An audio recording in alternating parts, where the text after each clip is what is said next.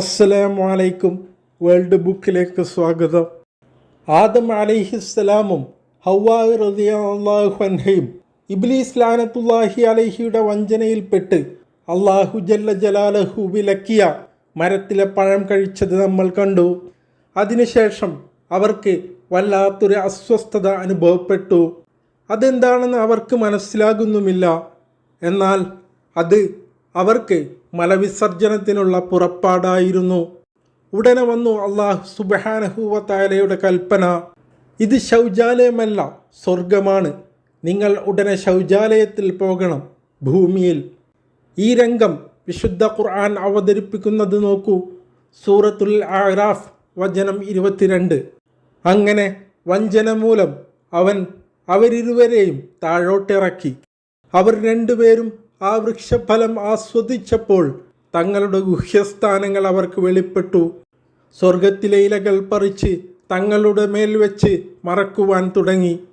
അപ്പോൾ രക്ഷിതാവ് അവരെ വിളിച്ചു ചോദിച്ചു, നാം ആ വൃക്ഷത്തെപ്പറ്റി നിങ്ങളെ തടയുകയും പിശാച് നിങ്ങളുടെ വ്യക്തമായ ശത്രു തന്നെയാണെന്ന് നിങ്ങളോട് പറയുകയും ചെയ്തിരുന്നില്ലേ? ആയത്ത് 23. അവർ പറഞ്ഞു, ഞങ്ങളുടെ രക്ഷിതാവേ, ഞങ്ങൾ സ്വന്തത്തോട് തന്നെ അക്രമം ചെയ്തു പോയി.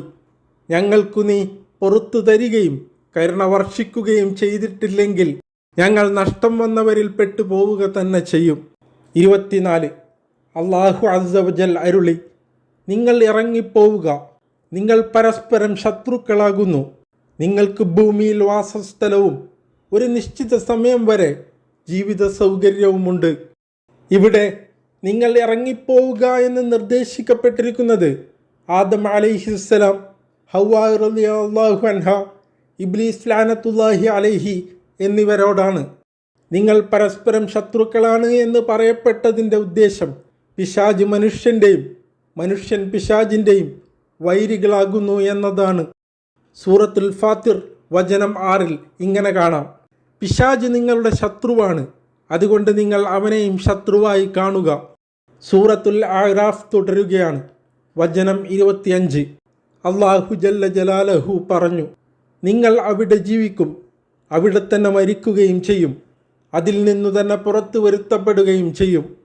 അഥവാ മനുഷ്യൻ ഭൂമിയിൽ തന്നെ ജീവിക്കുകയും മരിക്കുകയും അവിടെ നിന്ന് തന്നെ ഉയർത്തെഴുന്നേൽപ്പിക്കപ്പെടുകയും ചെയ്യും എന്ന്. ശേഷം അല്ലാഹു സുബ്ഹാനഹു വ തആലയുടെ തിരുസന്നിധിയിൽ അഥവാ മഹ്ശർ വൻ സഭയിൽ സർവ്വ മനുഷ്യനും ഒരുമിച്ച് കൂട്ടപ്പെടുന്നതാണ്. സൂറത്തുൽ ബഖറ വചനം 37. പിന്നെ ആദം തൻ്റെ രക്ഷിതാവിൽ നിന്ന് ചില വചനങ്ങൾ ഗ്രഹിച്ചു. അങ്ങനെ അല്ലാഹു അവരുടെ പാശ്ചാത്താപം സ്വീകരിച്ചു. നിശ്ചയമായും അവൻ ഏറ്റവും പാശ്ചാത്താപം സ്വീകരിക്കുന്നവനും കരുണാനിധിയുമാകുന്നു. സൂറത്തു ത്വാഹ ആയത്ത് 122. പിന്നീട് തൻ്റെ രക്ഷിതാവ് അവിടുന്ന് ഉത്കൃഷ്ടനായി തെരഞ്ഞെടുത്തു. അവിടുന്നിൻ്റെ പാശ്ചാത്താപം സ്വീകരിക്കുകയും മാർഗദർശനം നൽകുകയും ചെയ്തു. നേരത്തെ ആദം അലൈഹിസ്സലാമും ഹവ്വാ റളിയല്ലാഹു അൻഹയും തങ്ങളുടെ കുറ്റങ്ങൾ അല്ലാഹു ജല്ല ജലാലഹുവിനോട് ഏറ്റുപറഞ്ഞതും പുറത്തു തരാൻ അവനോട് കേണപേക്ഷിച്ചതും സൂറത്തുൽ അഅറാഫ് 23 വചനത്തിൽ നമ്മൾ കണ്ടല്ലോ.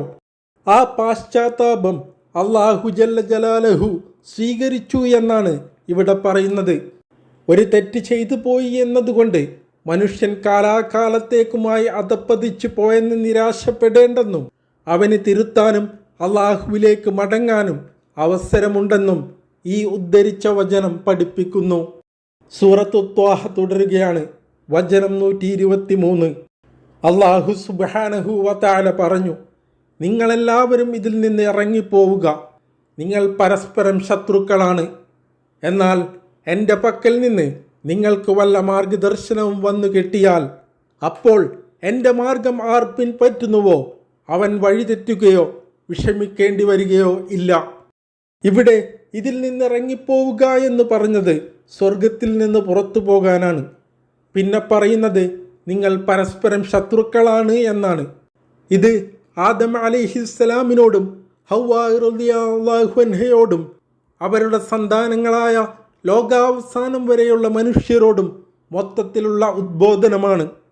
ഐഹിക വിഷയങ്ങളിൽ കടിപിടി കൂടുകയും പരസ്പരം ശത്രുതയിൽ വർത്തിക്കുകയും ചെയ്യുമെന്നാണ് ഇതിൻ്റെ സാരം. നിങ്ങൾക്കെൻ്റെ മാർഗദർശനം വന്നു കിട്ടും എന്ന് പറഞ്ഞിരിക്കുന്നത് പ്രവാചകന്മാരെയും ദിവ്യഗ്രന്ഥങ്ങളെയുമാണ്.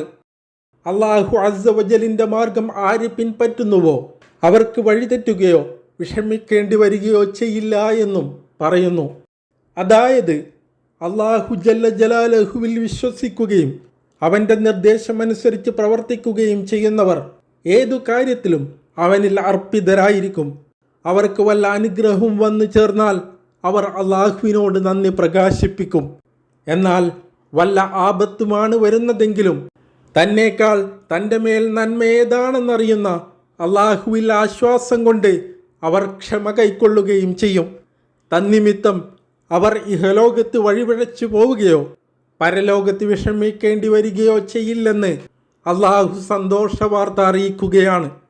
ആദം അലൈഹിസ്സലാമും ഹവ്വാ റളിയല്ലാഹു അൻഹയും മനുഷ്യരാശിയുടെ ആദ്യ മാതാപിതാക്കളായതിനാൽ മുഴുവൻ മനുഷ്യരോടുമായി പറയേണ്ട കാര്യം ഇവിടെ അവരോട് പറഞ്ഞിരിക്കുകയാണെന്ന് അൽ കശാഫ് 3:93 വ്യക്തമാക്കുന്നു. ഇബ്നു അബ്ബാസ് റളിയല്ലാഹു അൻഹു ഈ ആയത്ത് വിവരിച്ചുകൊണ്ട് പറയുന്നു, ഖുർആൻ ഓതുകയും അതനുസരിച്ച് കർമ്മങ്ങൾ അനുഷ്ഠിക്കുകയും ചെയ്യുന്നവൻ ഇഹലോകത്ത് ദുർമാർഗിയാകില്ലെന്നും പരലോകത്ത് പരാജിതനാവുകയില്ലെന്നും അള്ളാഹു ബാധ്യതയേറ്റിരിക്കുകയാണ്.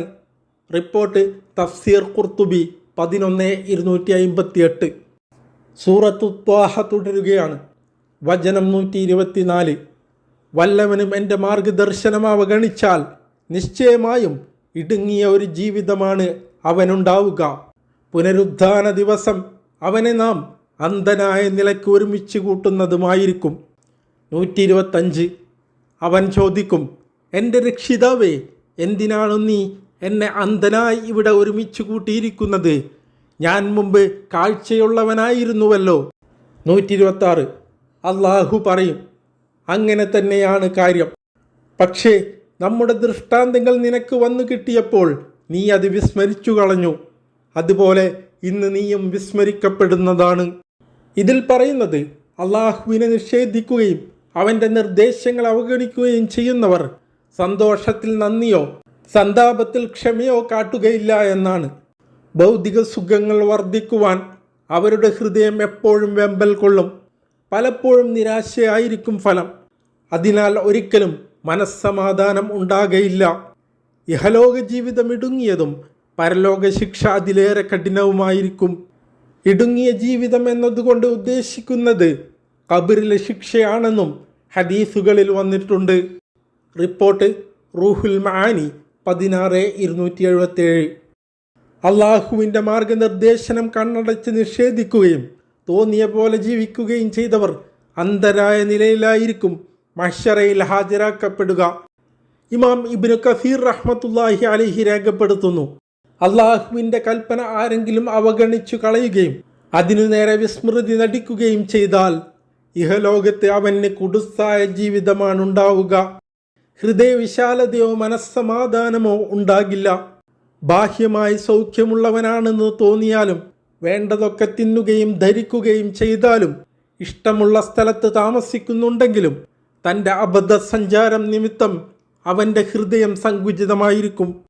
എപ്പോഴും അസ്വസ്ഥവും പരിഭ്രാന്തവും സന്ദേഹപൂർണവുമായിരിക്കും അവൻ്റെ മനസ്സ്. വാരിയല്ലുകൾ പരസ്പരം കോർക്കുമാർ ഖബറിൽ അവൻ ഇടപെടുമെന്നാണ് ആയത്തിൻ്റെ ഉദ്ദേശ്യമെന്നും അഭിപ്രായമുണ്ട്. റിപ്പോർട്ട് തഫ്സീർ ഇബ്നു കസീർ. സൂറത്തുൽ ബഖറ 39-ാം വചനം നോക്കൂ. അവിശ്വസിക്കുകയും നമ്മുടെ ദൃഷ്ടാന്തങ്ങളെ കള്ളമാക്കുകയും ചെയ്യുന്നവർ ആരോ അവർ നരകാവകാശികളാണ്, അവരതിൽ നിത്യവാസികളാകുന്നു. അപ്പോൾ എല്ലാവരും ദുആയിൽ ഉൾപ്പെടുത്തണമെന്ന അഭ്യർത്ഥനയോടെ അസ്സലാമു അലൈക്കും.